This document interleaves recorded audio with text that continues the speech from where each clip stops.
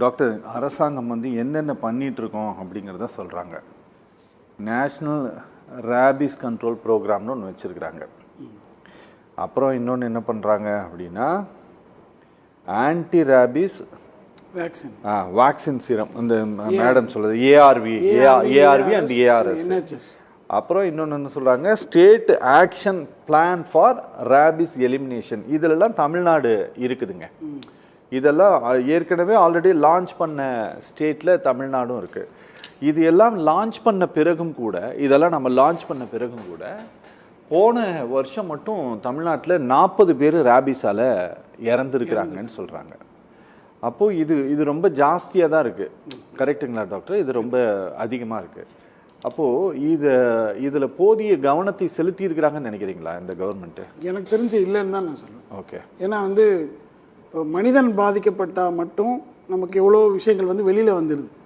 ஒருத்தர் இறந்துட்டாவோ அல்லது ஒரு பாதிப்புக்குள்ளாகிட்டாவோ அல்லது வைரஸ்னால இன்ஃபெக்ட் ஆகிட்டாவோ நிறையா வந்துடுது. ஆனால் ஒரு அனிமல் மூலமாக பைட் ஆகி வர்றது வந்து அக்கௌண்டபிலிட்டியாகவே இல்லை. ஆமாம் டாக்டர். ஏன்னாங்க இப்போ ஒரு தெருவில் வந்து ஒரு நாய் வந்து ஒருத்தங்களை கடிக்குதுன்னு வச்சுக்கோங்களேன், இல்லை ஒரு மாடு வந்து ஒன்று முட்டுது அப்படின்னா இதுக்கான ரெஸ்பான்சிபிலிட்டியை இந்த ஸ்டேட் ஆக்ஷன் பிளான்ல இருக்கக்கூடிய ஒருங்கிணைந்த எல்லாரும் எடுத்துக்கிறது கிடையாது. இதை யாருக்கிட்ட தள்ளி விட்டுறாங்கன்னா லோக்கல் பாடிக்கிட்ட தள்ளி விட்டுறாங்க. நீ அதை பிடிக்கல, நீ பிடிக்காதனால தான் இப்படி நடந்துருச்சு அப்படின்னு சொல்லிட்டு. புரியுதுங்களா? இப்படிதான் நடக்குது இஷ்யூஸ். அப்போ இது 40 பேர் செத்துருக்குறாங்க அப்படிங்கறது அரசாங்கம் தான் சொல்லுது, ஒன்றும் நாம சொல்லலை. கண்டிப்பா. அப்போ இதுல இந்த ஒருங்கிணைந்த செயல்பாடு அப்படிங்கிறது ஒரு வடிவத்துல இல்லை இங்க, அப்படிதானே டாக்டர்? ஆமா, கண்டிப்பா. நேஷனல் ஃப்ரீ ட்ரக்னே இருக்கு, அதை இனிஷியேட் பண்ணியிருக்கிறாங்க, எல்லாமே சொல்லப்படுது. ஆனால் எந்த பிரைமரி ஹெல்த் சென்டர்ஸ்லாம் அது இருக்குதா? உதாரணத்துக்கு மருத்துவமனைகளே பார்த்தீங்கன்னா ஸ்நாக் பைட்டுக்கு ப்ரோட்டோகால்ஸ்லாம் இருக்குது நிறைய. ஒருத்தன் பாம்பு கடியை வந்துட்டா உடனே அதுக்கான வேக்சினேஷனே நம்ம ரொம்ப கஷ்டப்பட்டுட்டு இருக்கோம். ஏன்னா ஒன்று காஸ்ட்லியாக இருக்குது, இன்னொன்று இது எல்லா இடத்துலையுமே இருக்குதா, கவர்மெண்ட் செக்டாரில் இருக்குதான்னு.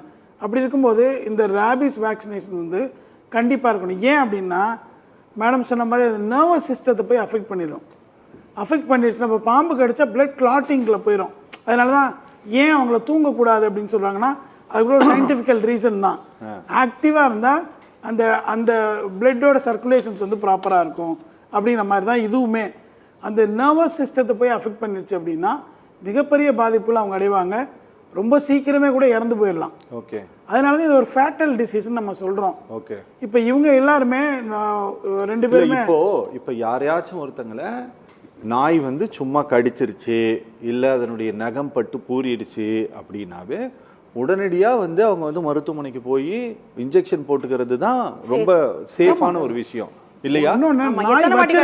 எத்தனை வாட்டி கடிச்சாலும் இப்போ அடுத்த மாசம் கடிக்குது, அதுக்கு ஒரு 2 months கழிச்சு கடிக்க திருப்பியும் போடணும். ஒவ்வொரு முறையும் போடணும். ஓகே. ஒவ்வொரு முறையும் போடணும். இன்னொன்று வந்து என்னன்னா, அந்த வீட்டில் நாய் வளர்க்குறாங்கல்ல, இவங்க அவங்க ஹைஜீனிக்காக இருக்கிற மாதிரி நாய் ஹைஜீனியாக இருக்குன்னு நினச்சிக்கிறாங்க. சரி. சார் ஒரு கருத்து சொன்னாங்கல்ல, அது வந்து எங்கெல்லாம் தேவையில்லாத உறுப்புகளெல்லாம் அது நக்கிட்டு வரும், வந்து ஒரு குழந்தையும் நக்கும். ஓகே. குழந்தைய வந்து இவங்க ரொம்ப இன்ட்ரெஸ்டாக எப்படி நக்குது பாரு அப்படின்றாங்க. அழகாக ரேபிஸ் என்ன வைரஸ் இருக்கோ அதெல்லாம் உள்ளே தள்ளி விட்டுரும்.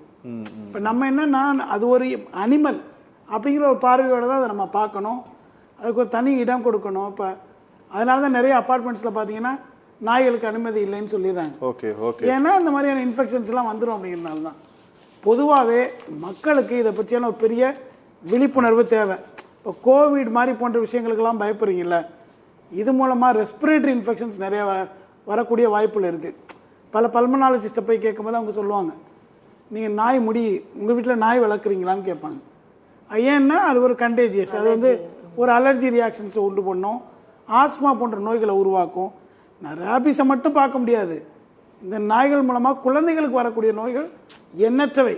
இன்றைக்கி இருக்கிற குழந்தைகள் எல்லாமே இருமல்னாலையும் ரெஸ்பிரேட்டரி இன்ஃபெக்ஷன்னாலையும் SpO2 குறைவாக இருக்கிறதுக்கும் அடிப்படையான ஒரு காரணம் வீட்டில் செல்ல பிராணிகள் வளர்க்கிறது தான். ஓகே. அதை அவங்க தவிர்க்க வேண்டியது ரொம்ப ரொம்ப முக்கியம். ஓகே. நோய்களை பரப்புகிற ஒரு காரணியை நம்ம வீட்டுக்குள்ளேயே வச்சுருக்குங்கிறது ஒரு ரிஸ்க்கு தான். அது வெளியில் இருந்தால் இன்னும் ஹை ரிஸ்க்கு. ஓகே. ஹாஸ்பிட்டலில் ICU ஹை ரிஸ்க்குன்னு சொல்லுவோம், நார்மலாக இருக்க வாட நார்மல்னு சொல்லுவோம். அது மாதிரி வெளியில் இருக்கிற நாய் ஹை ரிஸ்க்கு, வீட்டில் இருக்கிறது ரிஸ்க்கு. எதுவுமே ரிஸ்க் இல்லாதே கிடையாது.